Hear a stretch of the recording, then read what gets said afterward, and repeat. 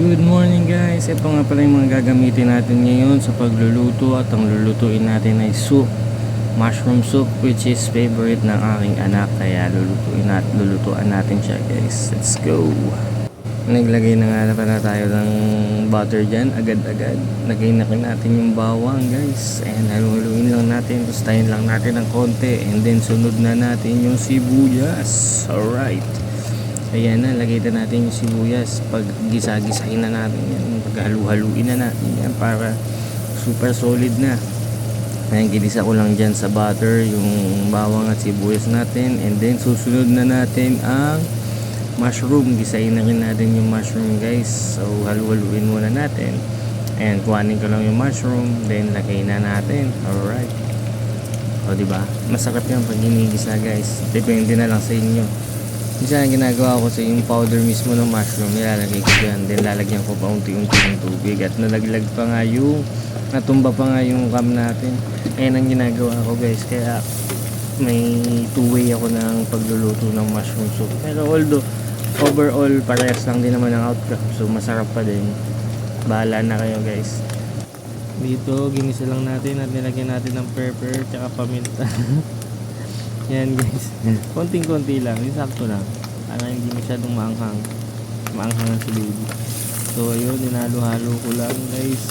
Ginisa ko lang talaga yung mushroom para manuot yung lasa ng mushroom. Then lagay na natin yung kalahati ng sabaw natin. And guys, dinisolve ko lang yung powder dun sa tubig mismo para hindi magbuo-buo siya. And then mamaya ilalagay natin uli yan with milk, powdered milk lang nilagay ko dyan guys para super creamy. Lagay na tayo ng cubes.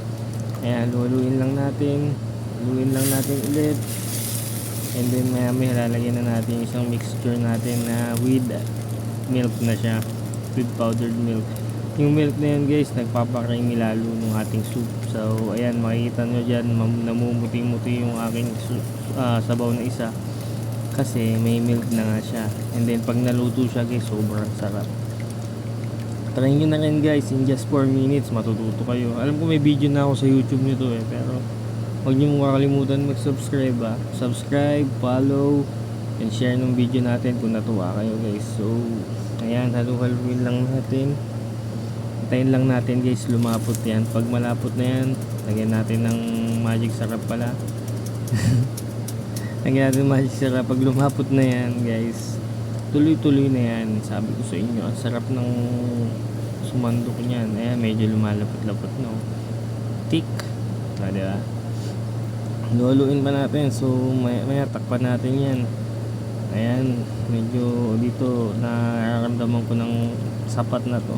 Ayun, sapat na to guys. So talagang kailangan na nating sumandok dito, pero tingin ko may konti pa siguro. Ang gulo ko no, hindi ko alam kung ano kinukuha ko dyan, pero yun, kumuha na ako ng ng sandok tsaka mangkok. Ready to go na nga pala to guys. Sorry na, nakalimutan ko yung video ko ayan yung saktong lapot lang, parang soup pa rin siya. Ayoko siya masyadong malapot kasi nagustuhan ng anak ko yung sa KFC, kaya nagluto ako para hindi na kami lalabas o bibili pa guys. So ayun, okay na, tikman na natin to guys. Morning guys, tikman na natin to.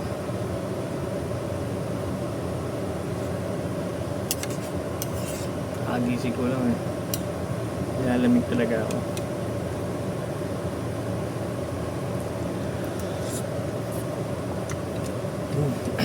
Creamy siya guys, try nyo na rin.